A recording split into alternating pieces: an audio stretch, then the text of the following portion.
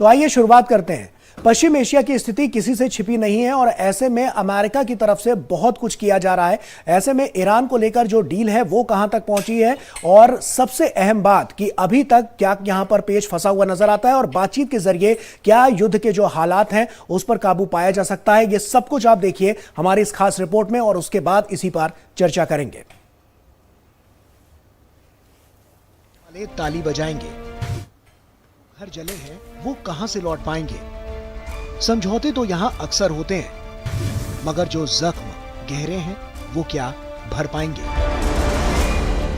ये पश्चिम एशिया के उस सुलगते हुए समंदर की कड़वी हकीकत है जहां एक तरफ बंद कमरों में कूटनीति की बिसात बिछ रही है तो दूसरी तरफ जमीन पर बारूद बरस रहा है।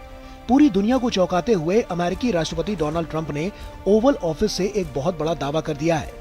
ट्रंप का कहना है कि ईरान के साथ महायुद्ध को खत्म करने के लिए एक शानदार डील फाइनल होने वाली है। ट्रंप ने जोर देकर कहा है कि इस डील के बाद ईरान के पास कभी भी परमाणु हथियार नहीं होंगे।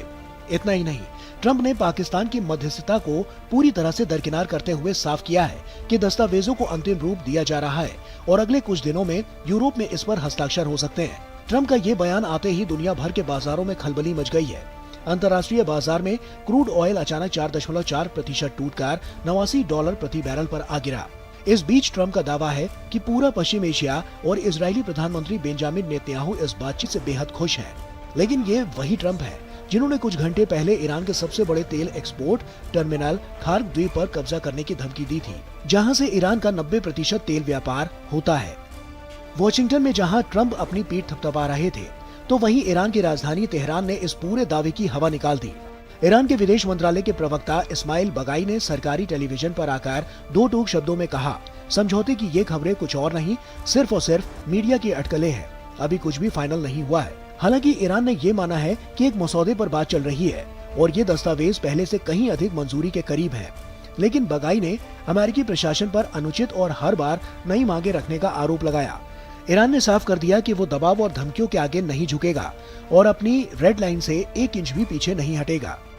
कागजों पर समझौते की बातें अपनी जगह पर है, लेकिन समुद्र और जमीन की हकीकत ये है कि बारूद थमने का नाम नहीं ले रहा। इसी हफ्ते खाड़ी में एक अमेरिकी अपाचे हेलीकॉप्टर क्रैश के बाद दोनों देशों ने फिर एक दूसरे पर मिसाइलें दाग दी। जवाब में ईरान ने हॉर्मुज स्ट्रेट को समुद्री यातायात के लिए पूरी तरह से बंद करार दिया। इस बीच इजराइल ने इस पूरी कूटनीति से दूरी बना ली है। प्रधानमंत्री कार्यालय ने साफ कर दिया है कि इजराइल इस समझौते का हिस्सा नहीं है। तो क्या वाकई खाड़ी देशों में शांति का सूरज उगने वाला है या ये सिर्फ ग्लोबल पॉलिटिक्स की बिसात पर चला गया एक नया मोहरा है। बहरहाल कूटनीति के टेबल पर समझौते भी हो जाते हैं और नेता हाथ भी मिला लेते हैं, लेकिन इतिहास गवाह है कि जो जख्म बारूद से अपनों को खोने के बाद मिलते हैं उन्हें भरने का कोई समझौता आज तक नहीं बना है। तो देखा आपने, दरअसल पश्चिम एशिया में जंग और कूटनीति एक साथ चल रही है और एक तरफ अमेरिका दावा कर रहा है कि ईरान के साथ ऐतिहासिक समझौता बेहद करीब है, तो वहीं दूसरी तरफ मिसाइलें और धमकियां अभी भी जारी है। वहीं इजरायली प्रधानमंत्री नेतन्याहू ने साफ कर दिया है कि वो जब तक प्रधानमंत्री पद पर रहेंगे तब तक वो ईरान को परमाणु शक्ति नहीं बनने देंगे। ऐसे में सवाल यह है कि क्या वाकई शांति की कोई राह निकल रही है या फिर ये सिर्फ वैश्विक राजनीति का एक और दाव है। तो क्या हालात हैं, इससे जुड़ी हुई हमने आपको यह रिपोर्ट दिखाई और आइए इसी पर चर्चा करते हैं। बहुत ही खास मेहमान हमारे साथ जुड़ रहे हैं। आपको बता दें कि इस वक्त हमारे साथ जो खास मेहमान जुड़ रहे हैं उनका नाम है डॉक्टर राजन कुमार, हमारे साथ जुड़ रहे हैं, प्रोफेसर हैं स्कूल ऑफ इंटरनेशनल स्टडीज। बहुत स्वागत आपका डॉक्टर राजन जी। उसी के साथ सबसे पहला सवाल यही है कि इस डील को लेकर पूरी दुनिया की नजरें हैं क्योंकि साफ तौर पर जो इससे संकट उपजा है पूरी दुनिया पर मंडराता नजर आ रहा है।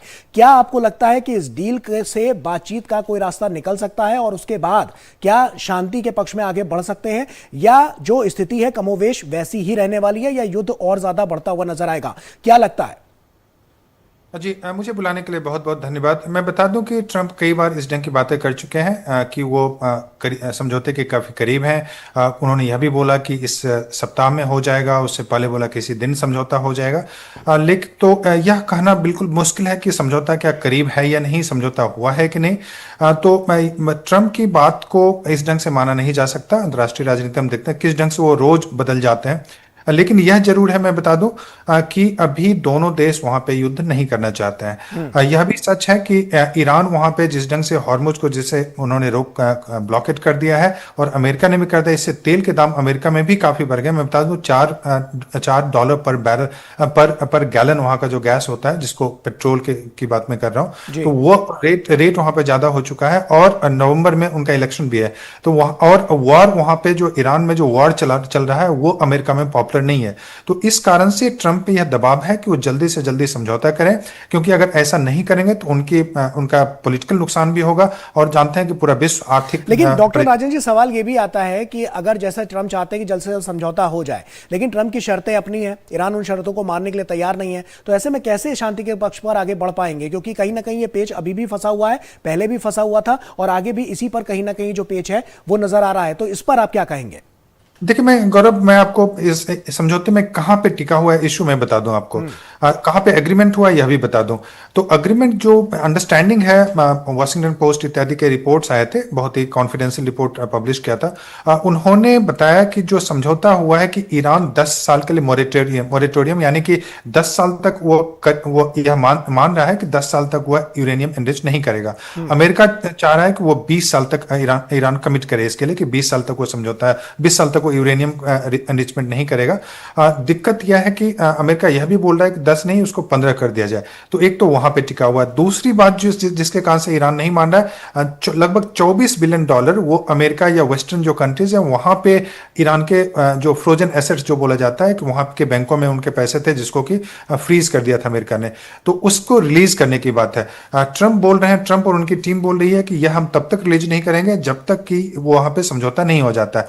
और ईरान यह बोल रहा है कि उसमें कम से कम आधा 50% को रिलीज किया जाए और उसके बाद हम समझौता करें। तो ये दो इश्यूज हैं। उसके बाद जो हॉर्मुज की बात है कि हॉर्मुज को फिर से क्या उसी स्थिति में बहाल किया जाएगा जैसा कि पहले था, यानी कि फ्री नेविगेशन की बात, इन सारे मुद्दों पे चर्चा होगी।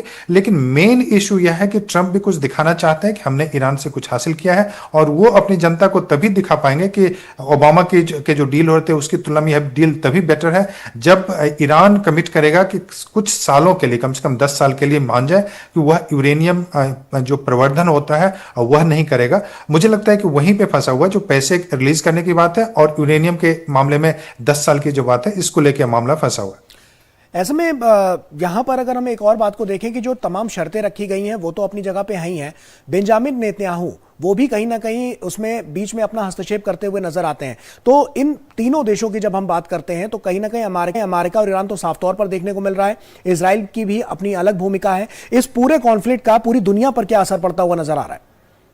देखिए, पूरी दुनिया परेशान है, पूरी दुनिया छोड़िए, अमेरिका भी परेशान है, ईरान तो परेशान है ही, पूरी दुनिया परेशान है। मुझे लगता है कि एक कंट्री जो कि इस युद्ध को आगे भी खींचना चाहता है, क्योंकि उनको लगता है कि अभी यह युद्ध खत्म नहीं होना चाहिए, वह है नेतन्याहू, जिसकी आप बात कर रहे थे। नेतन्याहू इस डील से खुश नहीं है। उनको लगता है कि ईरान में जो रेजीम चेंज की जो कोशिश हो रही थी, शायद वह नहीं हो पाएगा। उनको यह भी लगता है कि इस डील के माध्यम से ईरान के जो यूरेनियम एनरिचमेंट प्रवर्धन का जो रोकने की प्रक्रिया है वो कभी भी ईरान नहीं मानेगा। तो ये सारी शंकाएं हैं इसराइल की, और इसराइल इसलिए नहीं चाहता है कि डील यहीं पे खत्म हो।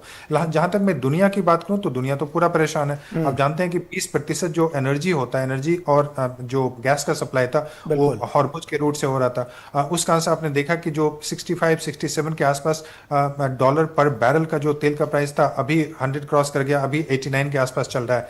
और संभावना यह भी है कि अगर युद्ध आगे चला तो 150 से 200 डॉलर पर बैरल के हिसाब से जा सकता है। तो वैसे में पूरी दुनिया परेशान है। पूरी दुनिया का मैं कॉस्ट बताऊं तो लगभग माना जा रहा है कि ऑलरेडी जो अभी युद्ध स्टार्ट हुआ था अप्रैल से, उसमें लगभग मुझे लगता है कि $700 बिलियन का पूरी दुनिया को नुकसान हो चुका है। कई देशों में इन्फ्लेशन है, कई देशों में समस्याएं खड़ी हो गई है। आप देखें कई जगह पे इन्फ्लेशन के कारण प्रोटेस्ट शुरू हो गए हैं। यूरोप में भी कुछ देशों में, पाकिस्तान में भी आप देख रहे हैं किस ढंग से प्रोटेस्ट चल रहे हैं उस इशू को लेकर।